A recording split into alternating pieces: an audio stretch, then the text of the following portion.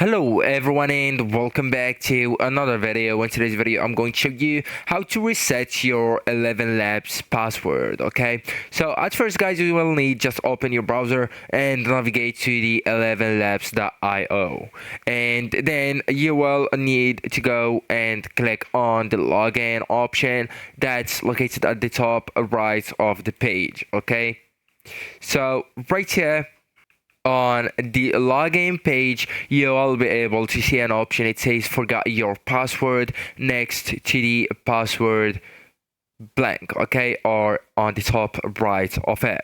So just click on that option and then enter your email right here, or type the email address associated with your ElevenLabs account, okay, and then go with continue. And now all you need to do is to check your email. So ElevenLabs will send you an email with the password reset link.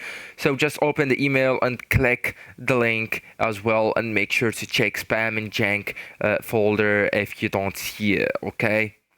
And then just set a new password. So enter a new strong password and confirm the password by typing it again and submit the form. And afterward you will need to go back to the ElevenLabs login page from here, and just enter the email and the new password right here, then go and click on sign in.